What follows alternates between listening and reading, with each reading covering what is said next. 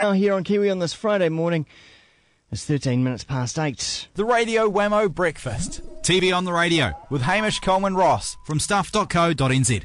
Yes, indeed. He's joining us now from his offices at Stuff this morning. G'day to you, Hamish. Good morning there, Wammo. How's things going? Very well, very well. A bunch of stuff to get through, so let's crack on into it. Rugby World Cup, first of all, and TV. Yes. So we're going to have it on multiple channels. You can watch it on TVNZ if you like. You can watch it on TV3 if you like. Or you could get native, feel a little bit better about yourself, and watch it on Māori TV. Now, this makes absolutely no sense to me at all, Hamish. Doesn't it what? I mean, putting it across multiple platforms, you've got to ask, what is it that people get certain reception in certain areas? Or, maybe we're going to have commentary in today. I have no idea. But I think the best thing about it is I want to know, what are the channels who aren't playing the rugby going to be playing? Because if I am still in New Zealand, which I'm thinking about not being in New Zealand during the Rugby World Cup. Do you not like rugby that much that you would leave? No, not that I dislike rugby all that much. I mean, I'll watch the odd All Blacks game, but I dislike this Rugby World Cup, and I dislike the disruption to New Zealand and us moving forward. It seems like a massive roadblock. I think it's excessive. I've asked people for straight answers as to why it's got to be on multiple stuff, on multiple channels, and nobody's really given me a satisfactory answer. In fact, I don't think anybody really knows. I think really all the media people just want free tickets. Yeah, I know I do. Yeah, God, I want to be there front and centre. Yeah, I think I just want to avoid all the venues. I want to avoid the vicinity around the venues. I want to avoid the chaos.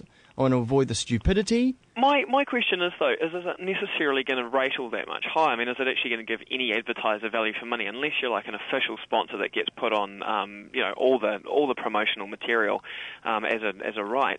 But are you actually going to get any more by being over 3 different networks? Well, I don't know. And I think it's going to fracture audiences, and really you'll just end up paying bugger all to get bugger all back. Well, I'm thinking the networks are also going to be treating it almost like American Super Bowl. Where the advertising is premium, and this is where you want to launch your campaigns.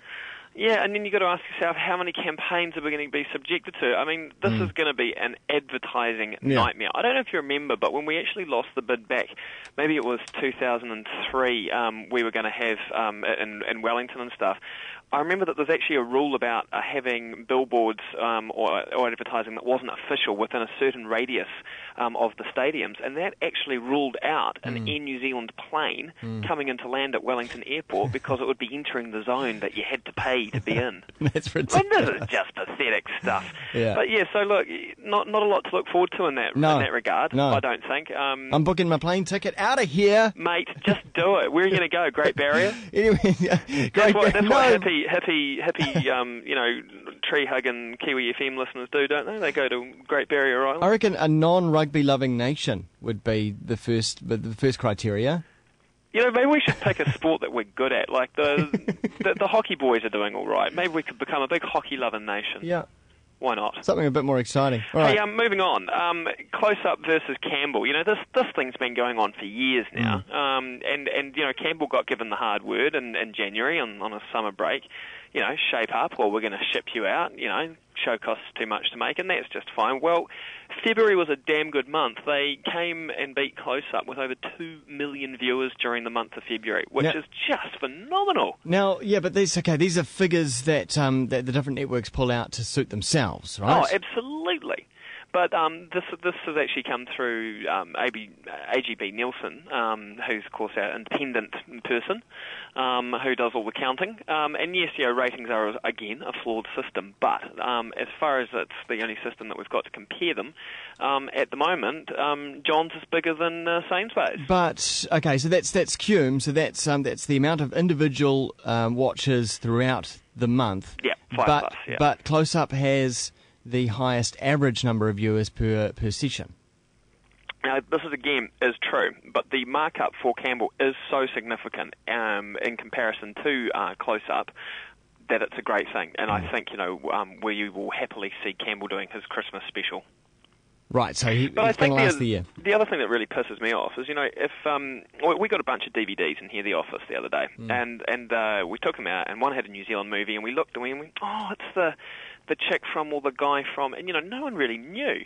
But if you want to line up a bunch of newsreaders, I bet you that most people could tell you them off by name, off by heart. They are the superstars. Well, isn't it weird, though? Like, how many countries celebrate their newsreaders as much as we do?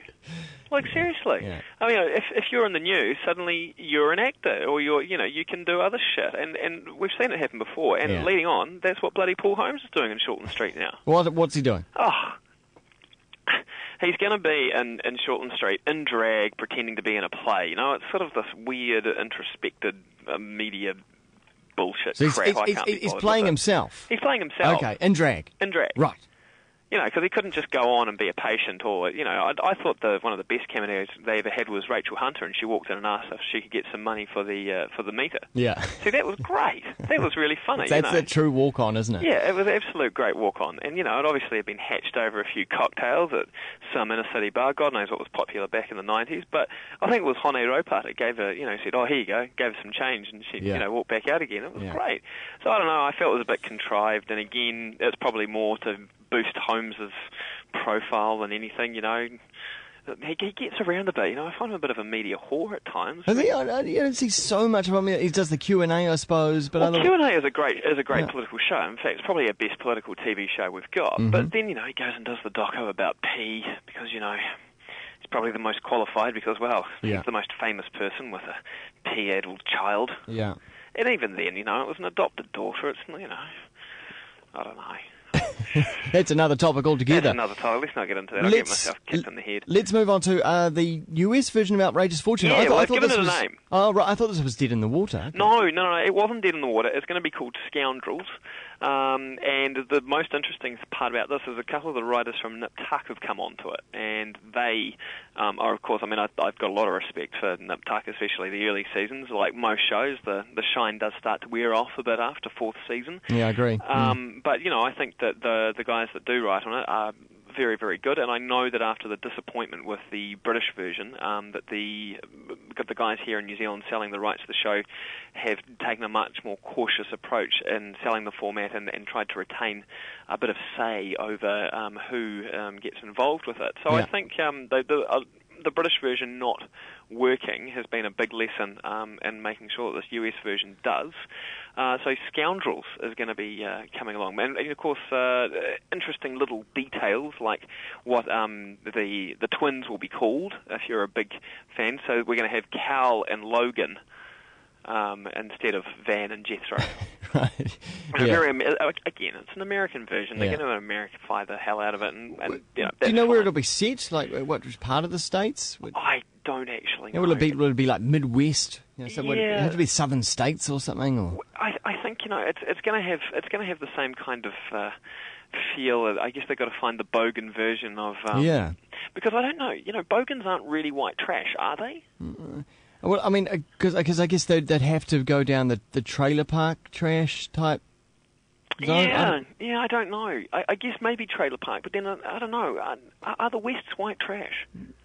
Well, I don't know. They seem pretty smart at the end of the day, don't they? They do. They're quite conniving. Yeah. And they actually tend to make money, and they've got these sort of, I wouldn't call the West stupid, probably because they'd bash me. And this is why I don't go out West. Do you know I got accused of being a Westie the other day? Why is that? I have no idea. I thought I was quite well dressed, but apparently. Tell us about Futurama. Yes. Now, this is really great news. Futurama, I mean, some people love it, some people hate it. Personally, I think it's great, and I was always surprised that it took Matt Groening, with the creator of The Simpsons, so long to come up with another show. You look at the guys over, Seth MacFarlane over on Family Guy, and I mean, he's had Family Guy, American Dad, now the Cleveland Show, as well as doing other little projects on the side and stuff. And Matt Groening did nothing for a long time, and now the spin-off show that he had was Futurama, and it's changed around. Now it's on Comedy Central, but come June we'll have new episodes. Oh, great. There was a rumour that the cast was kicking up a fuss, and they were going to have to recast some of the voices and stuff, and they wanted more money and that kind of general bitching. Yeah. But they've all come back. Everyone's happy. Great. And that warms the cockles off my heart, because there's nothing worse than having a bunch of voice actors angry. Okay, well, that's good news. Well, I think they'd start imitating you back, wouldn't they? Yeah, well, they're very talented. I know, in that's that respect. Damn problem with these people. Yeah. Talent. Talented people. And finally, very quickly, TV coverage of the Oscars. TV coverage of the Oscars on Monday. Don't bother watching the networks. Go and find someone with E, or even better, check out the updates on stuff.co.nz. Yes. Yeah, so guess what I'm doing Monday afternoon? Is that your job? Oh, yes, I'll be doing the Oscars. Will you be doing the tweets as well? Oh, yeah, why not? Okay. I'll put my hand up, unless probably somebody else here will give me a hand as well. But yeah, no, I always find it really, I hate Kiwi coverage of things like the Oscars and stuff. I mean, who have they got over there? Dominic Bowden. Well, we saw what he did last time. I'm not too keen on that repetition, and I think if you're going to really get into the swing of it, let the professionals do it. And yes, if it's Ryan Seacrest, so be it. He's probably the best man for the job. Well, I will keep our eyes on it and ears somewhere else. Lovely. Thanks very much, Hamish Coleman-Ross.